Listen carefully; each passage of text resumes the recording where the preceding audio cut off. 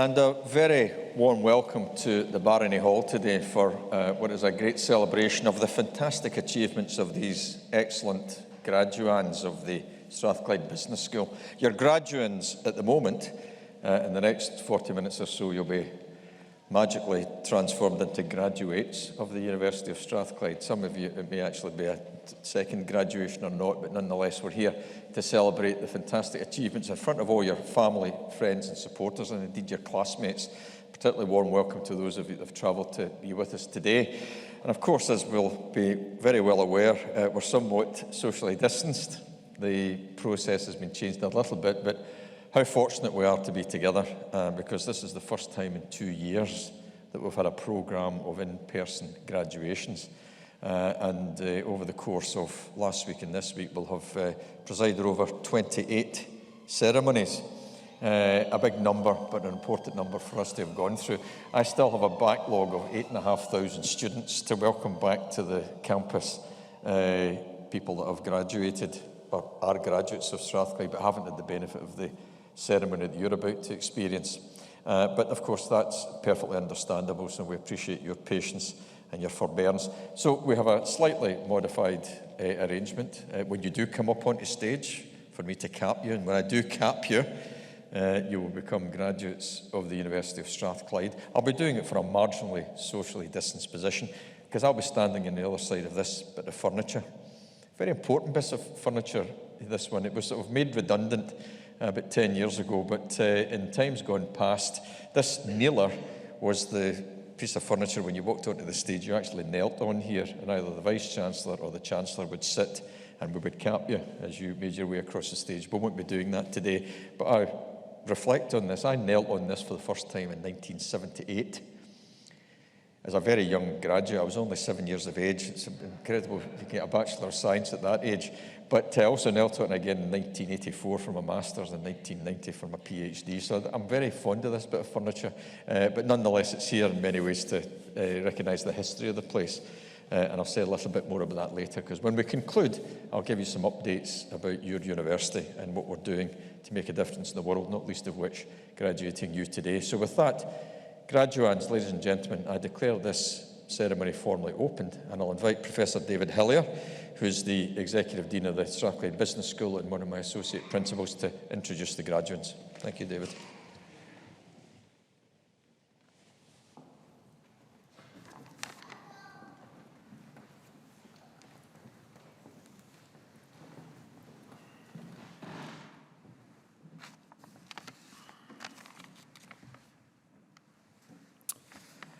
Principal and Vice-Chancellor, in the name of the University and by the authority of Senate, I present to you these students. For the degree of Doctor of Philosophy for research in the Department of Management Science, Glory Uche Eludsie.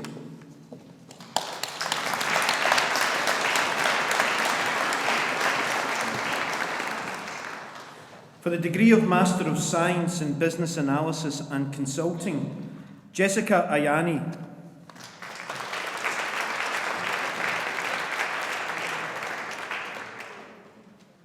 Maria Bertsulaki.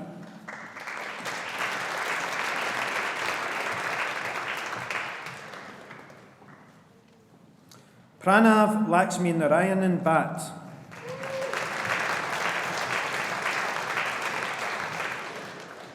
Morty Dixon.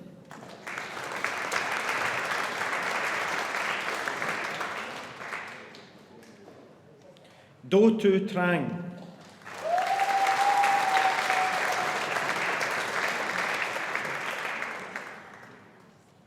Emma Elliott.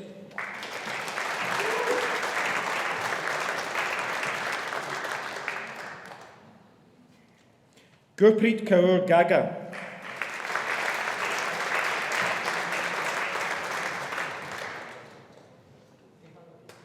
Nishan Ibrahim Rashid.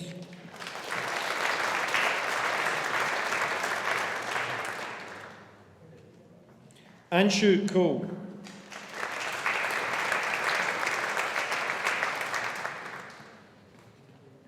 Oliver David Lawrence Leonard.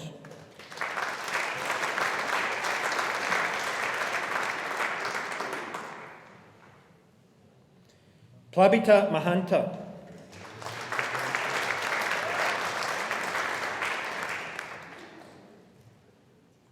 Lily Porter.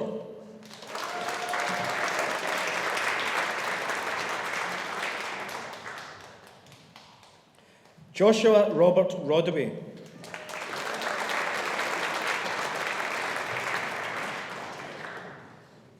Mitchell August Severson.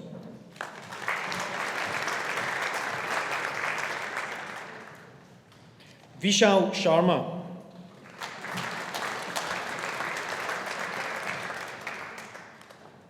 Craig Swinney.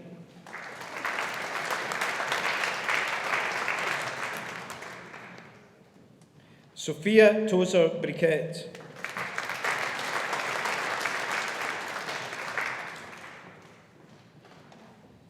Duong Thi Thu Vu.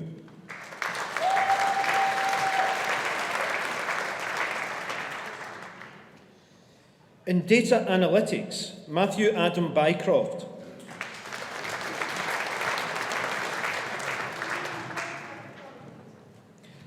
Vlad Chairman.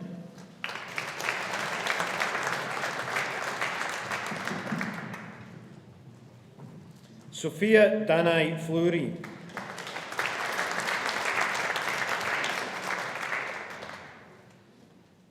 Rafaela Garolomu.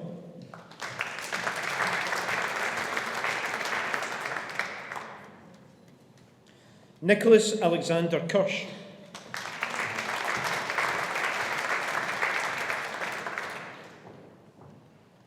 Chifaniro Evelyn Mataka.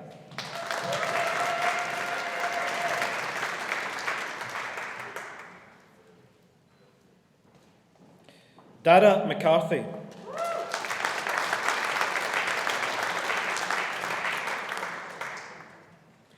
Crawford Middleton.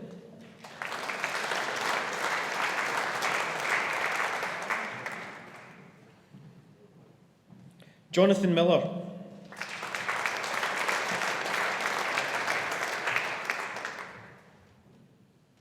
Divjot Kaur Narula.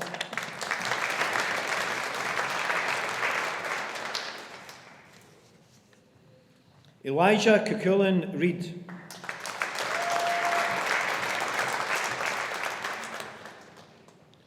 Matthew James Shedden.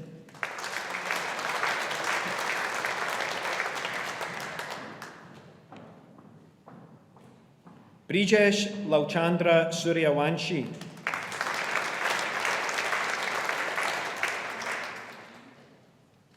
Afavich Tia Bunchai.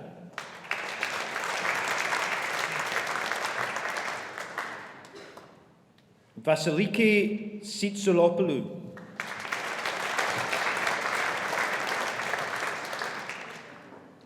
Andrew Warnock.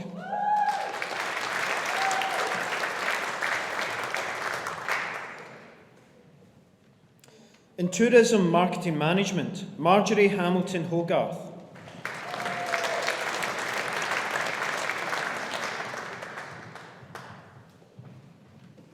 Liana Spiridula Ithakisiou.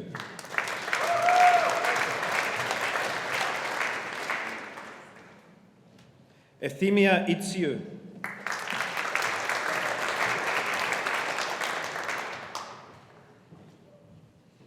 Savina Kritharidou.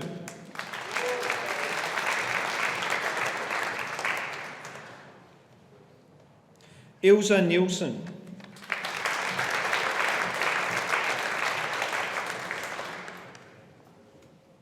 Ruth Margaret Nugent.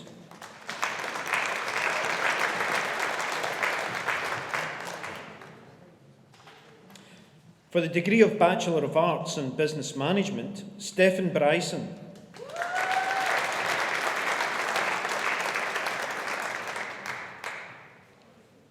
Amy Dale.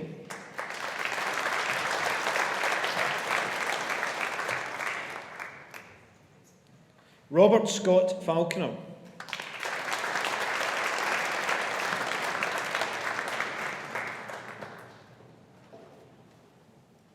Christina Lochran.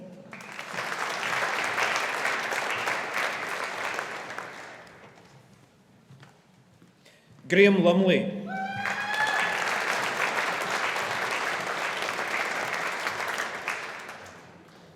Sharon McGlynn.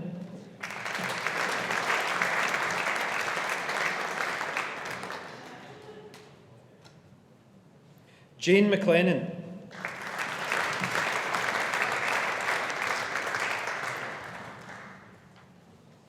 Audrey McMillan.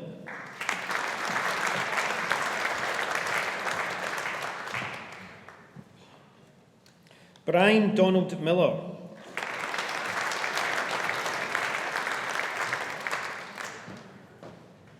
Michelle Rachel Mary Smith.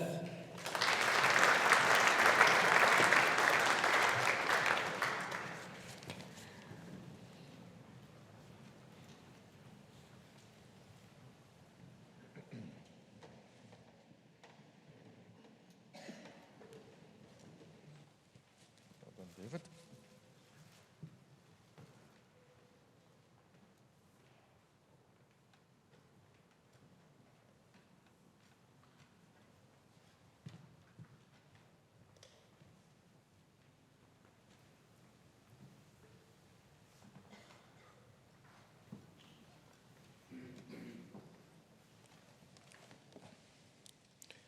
Well, ladies and gentlemen, let's give the class of 2021 a big collective round of applause.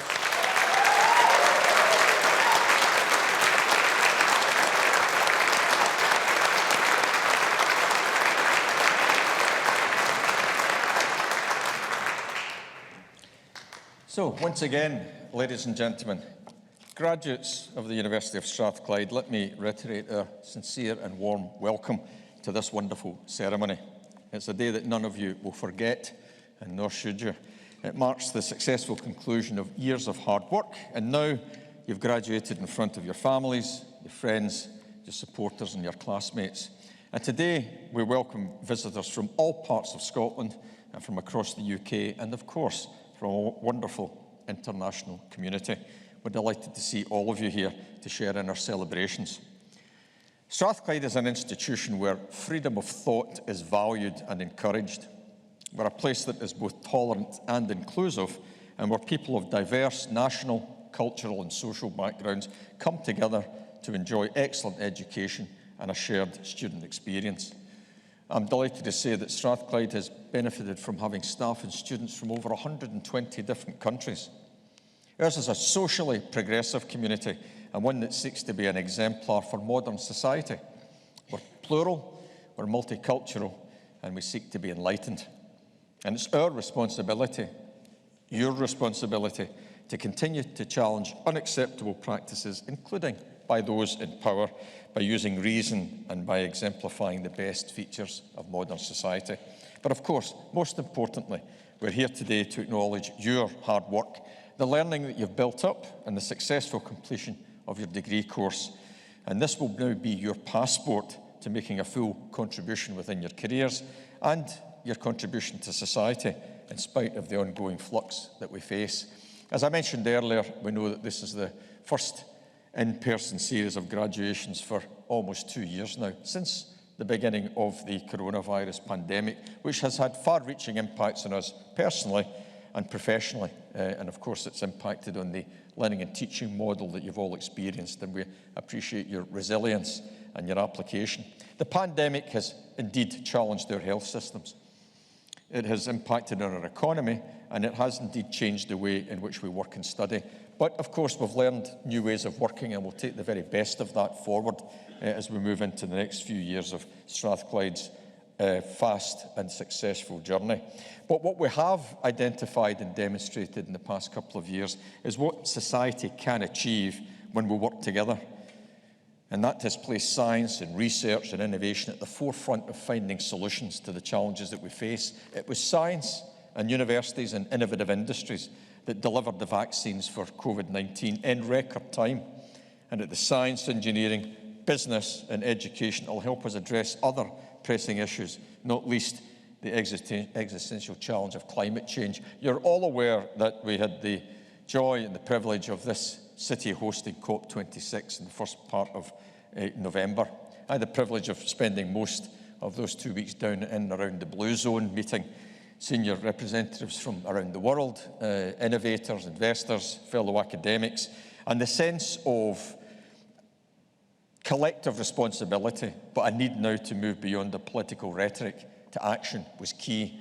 Some COP veterans that I know quite well had said that the Glasgow meeting felt somewhat different. The investors were here, the finance industry was here in droves. Business was well represented, not just through their directors of sustainability or environment, but their CEOs and their chairs were here, and they don't normally turn up unless they're going to engage in solutions. And of course, the mixed views as to what the outcome was, but I take the view of optimism that what we did was had that tipping point of recognising that time is not our friend, and if we're going to get to net zero by 2050, we have to move now. And we spoke to many others. We had the privilege, as some of you will know, of hosting President or ex-President Barack Obama on campus just a couple of weeks ago now. He came and spent over a couple of hours with us, predominantly to meet young people, people that were through his foundation. Myself and our student president actually welcomed Mr. Obama onto campus, and he was interested in this place. We told him a little bit about the history. I was delighted to note that he accepted, where is Rue? He accepted lifetime membership of the Student Union. I think, Rue, that means he gets a cheap pint next time he's in Glasgow.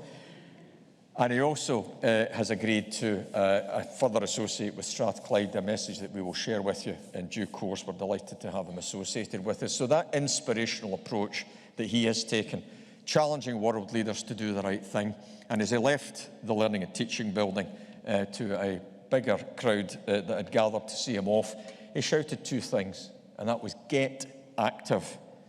And that's what I would say to all of our graduates today. Let's get active in your career. Let's get active in you as the new generation of leaders, taking your companies forward, taking yourselves forward, taking the societies and the communities that you belong to, because all of you are armed with the education, and I hope the socially progressive attitude that we value so much in Strathclyde to make that difference. And talking about making a difference, it was an electrical engineer like myself, a man called Thomas Edison, who you'll have heard of, famous American inventor, who reminded us that genius is 1% inspiration and 99% perspiration. That seems a wee bit out of balance for me. I think hard work is important. And I'm a proud Glaswegian. I was brought up in a sunny hamlet called Govan. My father and my two brothers worked in the shipping industry. My dad was a rope maker, and my two brothers worked in Fairfield shipyards. One was a shipwright, another one a welder, and I was the first one to come to university, and I was always reminded of Govan, the town's motto, which is nihil sine labore, or nothing without hard work. So bear that in mind. You're all clever people, you're accomplished, you've got big ambitions, you've got the wind in your sails and the support of your families behind you, but nothing beats application, hard work and determination to get things done. And please take that forward into your careers, and remember where the spirit of useful learning came from here at Strathclyde. So you've become Strathclyde alumni today, and you're the latest of our torchbearers, just like many of those in the generations that went before you. And with all that you've successfully come through now, we're absolutely delighted that you're here, but you wouldn't be here without the backing and encouragement of the community of supporters that have been by your side. And it's fitting that we acknowledge their part in the successful completion of your university studies. You owe them, and the university at large owes them, a great debt of gratitude. So, if I would invite our graduates and our academic staff to give our families, friends and supporters a big round of applause for their help and assistance.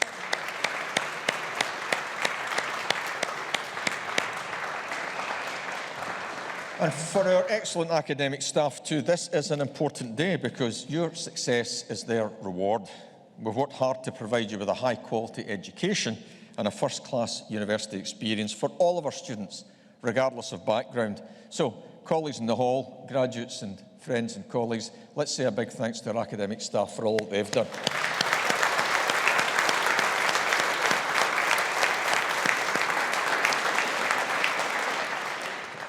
And bear in mind as you leave us today that you're now Strathclyders, and be proud of that. And Strathclyde was founded in 1796. We're 225 years old this year.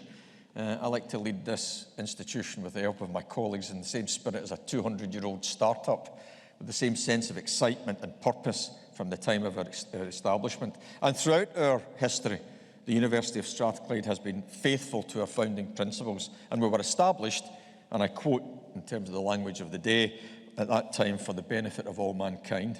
And we were the only higher education institution to be established in Scotland during the time of the Enlightenment. That's a very distinctive birth time for us.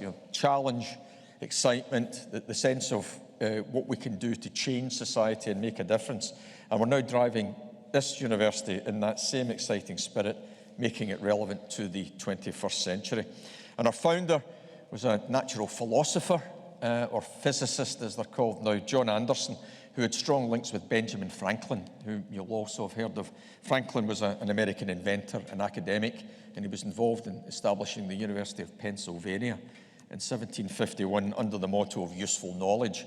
And what was going on in Europe at the time during the Enlightenment, a person called von Humboldt, Benjamin Franklin, our founder, engaged with these individuals and wanted to have established a place of useful learning. And bear that in mind, it's what defines our purpose.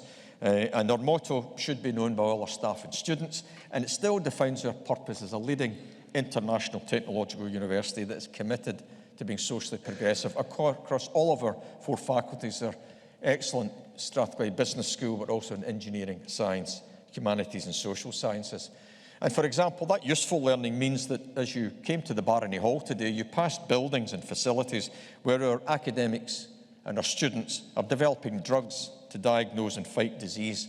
For example, we have several drugs on clinical trials at the moment in areas of cancer treatment, kidney disease, infection management, and inflammatory diseases. Strathclyders are producing the next family of energy technologies and policy solutions to take climate change and deal with it, and also to establish a low-carbon economy. We're revolutionising global manufacturing and helping to create the 4th industrial revolution, the so-called Industry 4.0, through automation, robotics, data analytics, AI, and the Strathclyde Business School is in the heart of all of that. Our students are an inspiration. They continue their work in Africa, establishing clean water and power supplies, deploying healthcare systems in remote communities, and introducing new telecommunications infrastructure. They're bringing prosthetic limb and bioengineering technologies to those in need in India. We are working to inform public policy here in Scotland, in the UK and beyond on national economic strategies in education, health, energy and innovation and beyond. And our staff in the Technology and Innovation Centre, it's a major hub for us down in George Street, are working very closely with business and industry on photonics, decarbonisation, bio-nano systems and pharmaceuticals, driving jobs into the city, setting out once again what the city of Glasgow looked like at the end of the 20th century, start of the 21st century, about that drive towards innovation and investment. And Thomas Edison, who I mentioned earlier, he called his technical teams in his laboratories his inventions factory.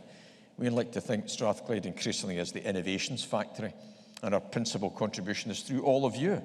You're the innovators of the future. You're the leader community that will go out and make a difference. And we've reinforced that leadership by creating Scotland's first innovation district, the Glasgow City Innovation District. We're about to go through the final stages of approvals for another 150 million investment here in the city centre, tailed off at High Street, Ingram Street and George Street, creating new infrastructure that will drive forward medtech, fintech, which our colleagues in the business school know so well, quantum technology, industrial informatics, 5G and 6G communications, and space technology. I mean, who knew that outside California, Glasgow makes the biggest number of satellites and manufactures them here in our city? We don't tell our story well enough, but that's the backdrop for how Strathclyde gets about its business. But most importantly, as I mentioned just a moment ago, we provide people with the opportunity to transform their lives and the lives of their families. And as I mentioned, we still attract many first-generation university students to Strathclyde. And that's some of the background that has allowed us to attract so much external recognition in recent years, principally through the UK Times Higher Education Awards. And tomorrow night in London, there'll be this year's Times Higher Education Awards, where we're shortlisted for a few other recognitions, so we'll keep our fingers crossed. But we've become the only university in the UK to win the University of the Year twice, the Entrepreneurial University of the Year. Your business school was named the UK Business School of the Year. The Herald announced us as the Higher Education Institution of the Year. Sunday Times, the Scottish University of the Year. And importantly for me and for the staff, we were named as the Higher Education Workplace of the Year. And talking not about just what we are achieving, but how we collaborate and operate as an organisation. So this university continues to have a disproportionate impact on society and the economy. As I said, principally through all of you, our excellent graduates and postgraduates, but also in the quality of our research and the highly effective ways that we have developed to translate what we do to the benefit of business, industry, job creation and economic value. We're a driver for sustainable economic growth, and we have a distinct role in all of that. Universities should be seen as an investment, not a cost.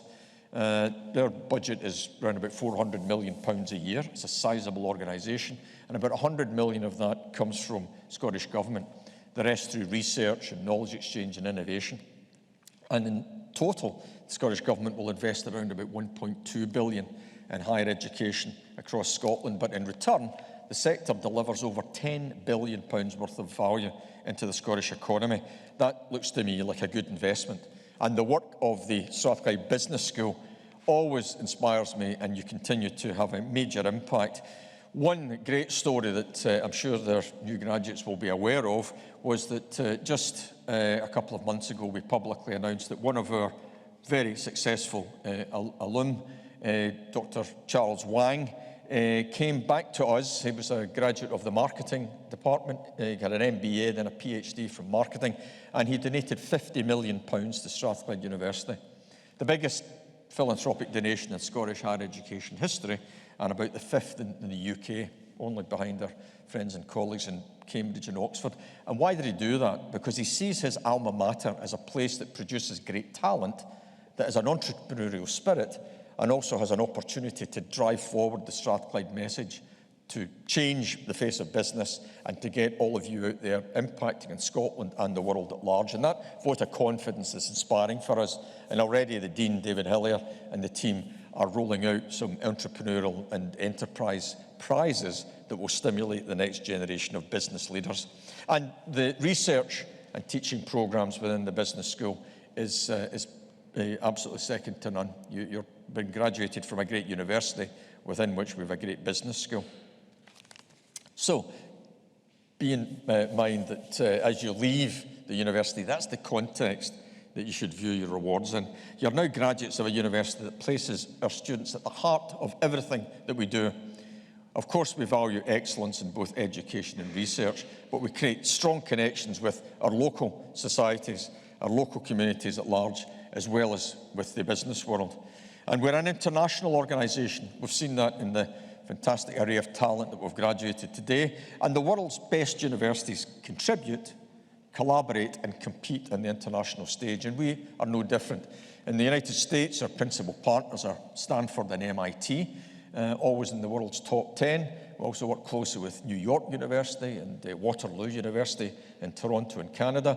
And on the other side of the world in China, strong relationships with their top two universities, Peking and Tsinghua University, where we've got strong education and research links, and all points between.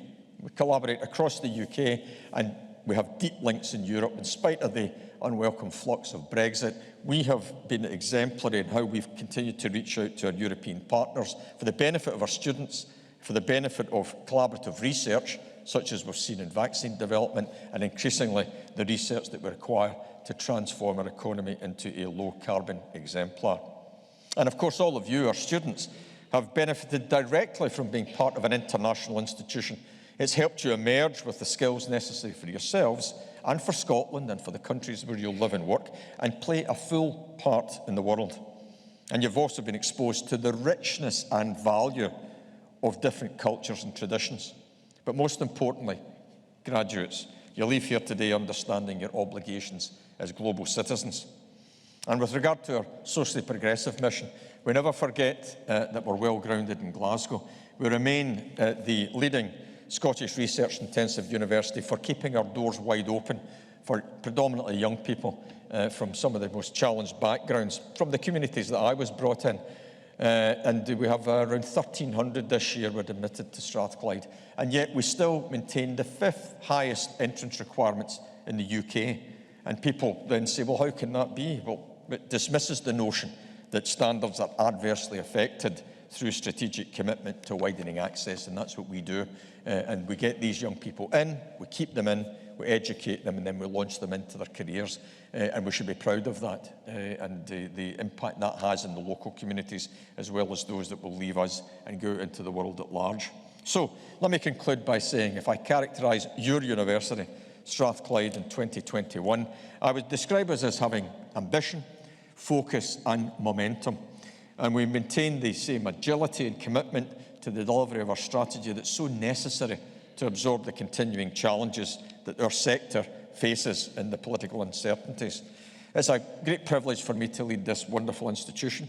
I've got great support from my executive team and the academics, professional staff, technical support staff as well. And I genuinely believe that our founder, John Anderson, would recognise that what we're doing today is the realisation of what he sought to establish during the Scottish Enlightenment. We're now seeking in our modern society to be an agent for positive change here in the city, across Scotland, UK and the world stage. And to all of you here in the Barony Hall today, I have no doubt that today's graduates will have an enormous impact through their careers and their other activities. You'll have an impact in society, and that 2021 can truly become a vintage year. You've shown resilience and maturity, and we're truly proud of everything that you've achieved. And with that in mind, I would tell you that you're about to join a community of almost 200,000 Strathclyders out there in the world. So I have no doubt that you'll be working with them, you'll come across them, and hopefully that you'll be able to share happy memories of your time at Strathclyde. And when you do that, and wherever you go to exploit the work of your degree, and wherever you pursue your career, just remember that useful learning, bear that in mind as our motto. That means that you apply your knowledge for the benefit of others. You make a positive impact for yourselves and the communities that you belong to. Please respect diversity, value freedom of expression and thought, and reach conclusions and resolve disputes through reason and tolerance. These characterise the core values of your universities. And to today's celebration, we're all here to mark the achievements of all of you who have been awarded your degrees.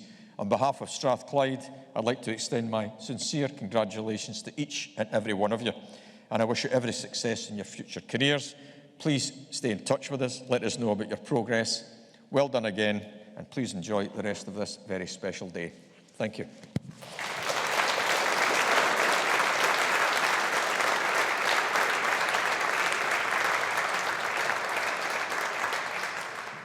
Well, graduates, well done again. Just before I conclude, I'm happy to invite you that once we close in a few moments, the stage party will process, being led by our trusty Piper, so you won't miss us. We're going to leave the back of the Barony Hall and we're going to process over to the Learning and Teaching building, where there's a reception prepared for you, some refreshments and some nibbles. That will give you a chance to well, meet each other, but also meet with the academic staff and wish you well directly. So, thank you for being here. I now pronounce this congregation closed. Thanks again, and please be upstanding.